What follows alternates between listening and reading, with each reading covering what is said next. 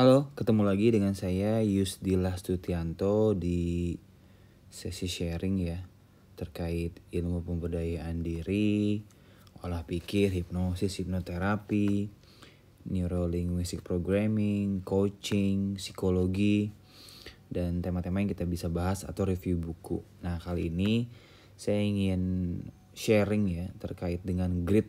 Ini sebenarnya sudah banyak kajian-kajiannya. Hanya saya senang sekali ketika membahas soal grit ini karena memang hampir di semua lini membutuhkannya. Nah, grit ini dirumuskan gitu ya oleh Angela Duckworth gitu kan, semoga nggak salah sebut, tentang kekuatan passion plus kegigihan gitu kan. Hal terpenting untuk sukses dan bahagia bukanlah bakat nih. New York Times bestseller gitu kan. Ini juga Anda bisa beli versi bahasa Indonesianya di Gramedia gitu kan. Ini di sebelah saya nih Miss Angela Lee Duckworth ya.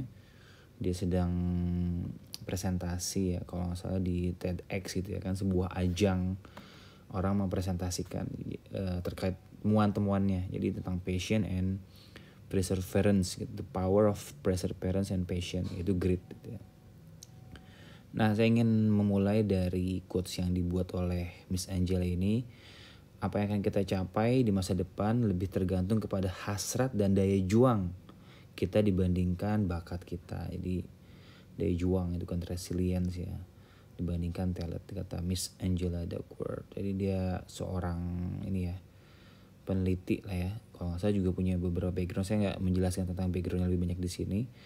Jadi isi buku dalam 3 kalimat. Isi buku itu 3 kalimat tentang kunci dari kesuksesan bukanlah bakat tapi grit. Sebuah perpaduan antara hasrat dan kegigihan. Grit adalah gabungan antara hasrat dan daya juang untuk pencapaian tujuan jangka panjang. Orang yang penuh dengan grit biasanya mampu mempertahankan semangat dan motivasinya secara jangka panjang meskipun menghadapi kegagalan dan kesulitan. Ya, lalu apa sih itu grit? Itu kan diulang-ulang ya. Grit adalah kombinasi antara passion, perseverance, daya juang atau kegigihan ya, yaitu kerja keras dan sikap pantang menyerah, keberanian menghadapi tantangan, konsistensi dan ketabahan. Ada juga bilang ketangguhan gitu kan. Lalu mengapa grit itu penting gitu kan? Riset membuktikan bahwa sukses bukan dari talent tapi dari tekad untuk berhasil. Untuk bisa mencapai kesuksesan gitu kan, kata Miss Angel, tidak ada jalan pintas. Usaha adalah bagian penting dalam rumus kesuksesan. Bakat kali usaha ada keterampilan. Keterampilan plus usaha jadi prestasi gitu ya.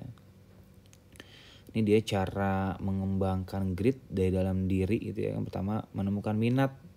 Tentukan hal yang Anda minatkan. Tentukan hal yang Anda sukai. Oleh karena itu di anak-anak seringkali diarahkan untuk apa mereka maunya. Lalu mengasah minat tersebut dengan praktek.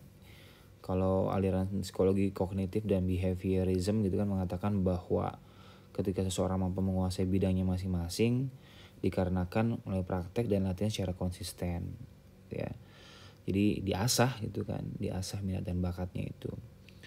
Ketiga adalah menentukan intensi dan tujuan, purpose, pengen apa gitu kan.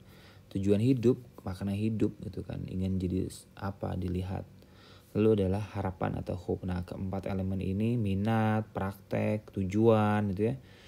Dan harapan itu bagian dari bagaimana orang bisa menemukan grit dari dalam dirinya. Lalu bagaimana nih mengembangkan grit dalam lingkungan atau komunitas, dalam dunia kerja, dalam pengasuhan gitu kan. Ya, memberikan didikan asuhan untuk mencapai ketangguhan, dilatih gitu kan. Menyediakan wadah, ini yang paling penting, dan ruang untuk terus berlatih untuk mempunyai ketangguhan. Ya kalau orang punya minat niat tapi nggak dikasih wadah ya nggak terbentuk mental tangguhnya. Dan memperkembangkan budaya tangguh gitu kan. Jadi ya sama-sama berjuang lah di sebuah komunitas atau dunia kerja itu kan.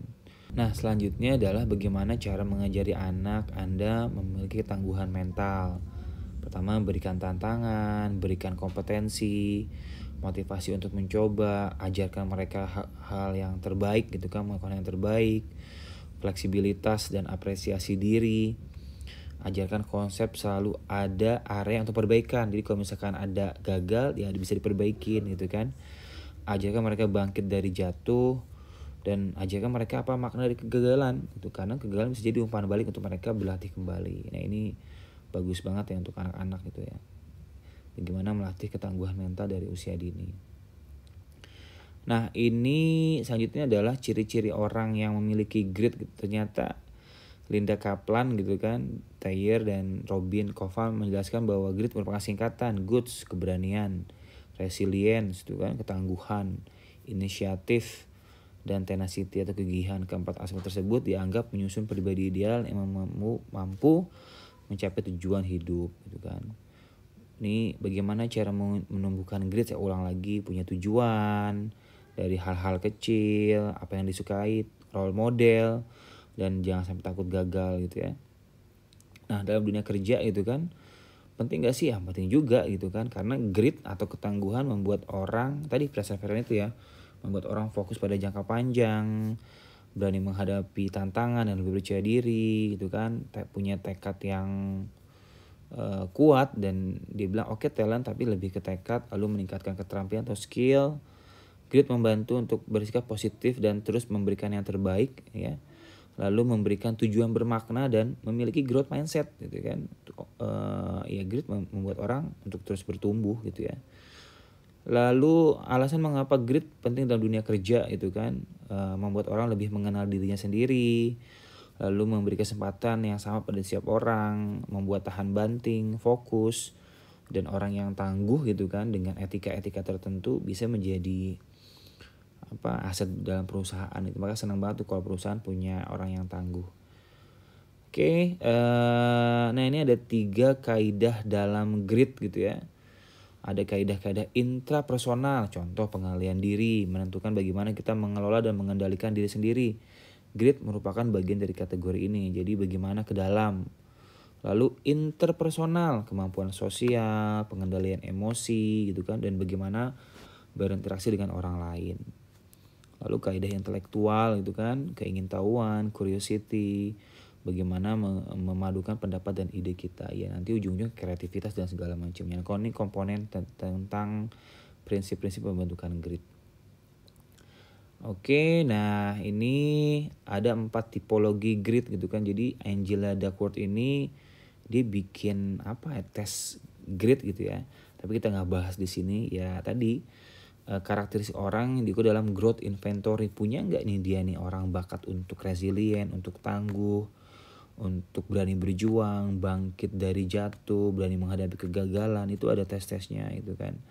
Nah lalu dari tes-tes itu ada tipenya nih, tipe-tipe tipologi grit gitu ya. Yang pertama tipe achiever, dia memang paham apa yang dicapainya, mau menentukan tujuan gitu kan, dan gak mudah menyerah gitu kan. Jadi kalau ada kesulitan dia terus go on, dan karena itu mungkin passionnya dia. Planner gitu kan, dia bisa menentukan tujuan jangka panjangnya tapi kurang tekun gitu kan. Ya bukan dreams lah, maksudnya ya sesuatu yang dicapai saja. Nah tipe eksekutor gitu kan, sebetulnya orang yang tekun berupaya mencapai target, namun mereka belum memiliki pemahaman mengenai minat dan arah yang ingin dicapainya, sehingga mudah berganti arah tujuan, gampang belok nih. Mereka membutuhkan mentor gitu kan untuk orang lain menetapkan sasaran. Ini bagus nih terkait mentor gitu kan. Saya sedang belajar Stephen, jadi bagi yang ingin tes Stephen silahkan